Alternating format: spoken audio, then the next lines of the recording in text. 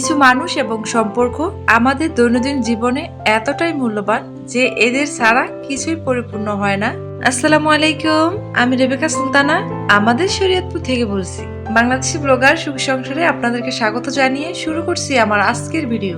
কাছে এবং দূরে যে যেখান থেকে আমার ভিডিওটি দেখছেন, আশা করি আল্লাহর রহমতে সবাই ভালো আছেন। আমরাও আলহামদুলিল্লাহ অনেক ভালো আছি। খুব সকাল সকাল ভিডিওটি শুরু করে দিয়েছি। আমাদের প্রত্যেকেরই প্রতিদিন একঘেয়েমি নাস্তা কিন্তু ভালো লাগে না। আজ সকালের জন্য খিচুড়ি রান্না করতেছি। খিচুড়িটা প্রায় শেষের দিকে, খিচুড়িটাকে দমে বসিয়ে তারপর হাতে টুকিটাকি কাজগুলো করে নিচ্ছি। খুব সকালে উঠলে আমি খালি পেটে থাকতে পারি না, তো খিচুড়িটা হওয়ার আগ পর্যন্ত পেটে ভিতরে তো মুচড়ামুচড়ি করতে থাকবে, তাই একটু হালকা পাতলা চা মুড়ি খেয়ে নেব। গত 2-3 দিন কিন্তু অনেকটা রোদ উঠেছিল, এখন কিন্তু মেঘের অবস্থা এরকম ভালো না, কখনো রোদ আবার কখনো বৃষ্টি।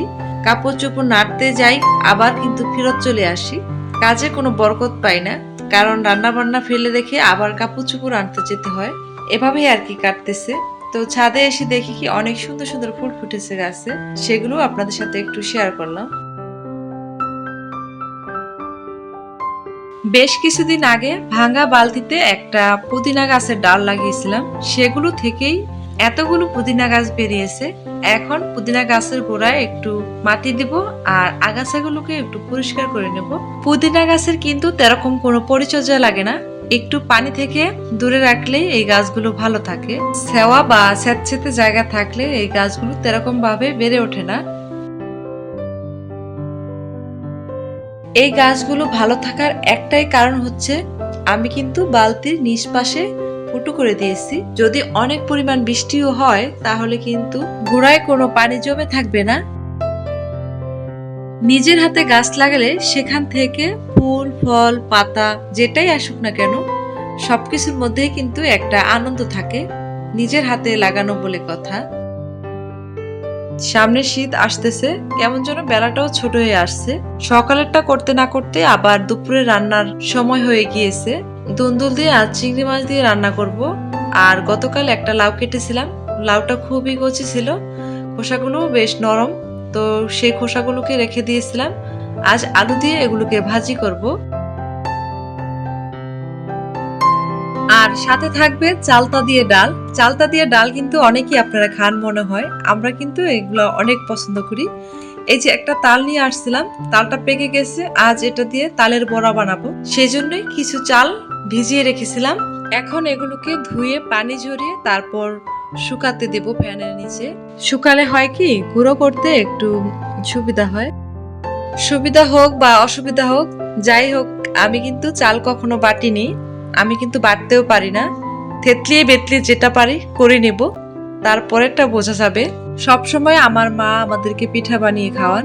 সব ধরনের পিঠা কিন্তু মেলে যে আমরা চাল গুঁড়া করি ওখান থেকে কিন্তু গুঁড়ো করলে সব ধরনের পিঠা হয় না। কিছু কিছু পিঠা কিন্তু আবার অনেকেই পাটায় গুঁড়ো করে নেন। যেহেতু তাল একটা, সেজন্য চালও কিন্তু অল্প পরিমাণ আমি ভিজিয়েছি, কারণ চালের গুঁড়ার সাথে আবার ময়দা মিক্স করব, এতে পিঠা খুব ক্রিস্পি হয়।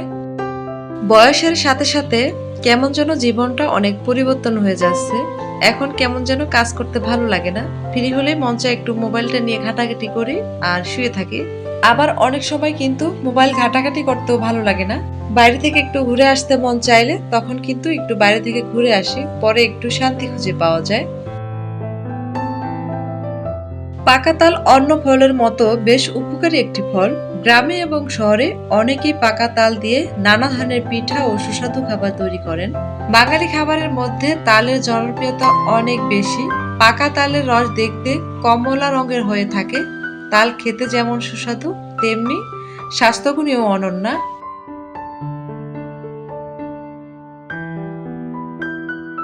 আমি আমার জায়গায় দাঁড়িয়ে জানি এবং বিশ্বাস করি অনেকেই এই ধরনের ভিডিও দেখতে পছন্দ করেন। আমার ভিডিওটির পুরো অংশ জুড়ে একটুও যদি আপনাদের কাছে ভালো লেগে থাকে, প্লিজ আমার ভিডিওটিতে একটি লাইক দিতে ভুলবেন না। আর আপনি যদি আমার চ্যানেলে নতুন হয়ে থাকেন, চাইলে চ্যানেলটিকে সাবস্ক্রাইব করে রাখতে পারেন। আর যদি এই কাজগুলো করে ফেলে থাকেন, আপনাকে অসংখ্য ধন্যবাদ। বাইরে অনেক বৃষ্টি হচ্ছে, তাই ভয়েসটা একটু খারাপ আসছে, অবশ্যই ক্ষমাশীল দৃষ্টিতে দেখবেন। পিঠাগুলো ভাজাভাজি করতে করতে আপনাদের কাছ থেকে বিদায় নিব। আজ এই পর্যন্তই। সবাই ভালো থাকবেন, সুস্থ থাকবেন, আমার জন্য দোয়া করবেন। আল্লাহ হাফেজ, আসসালামু আলাইকুম।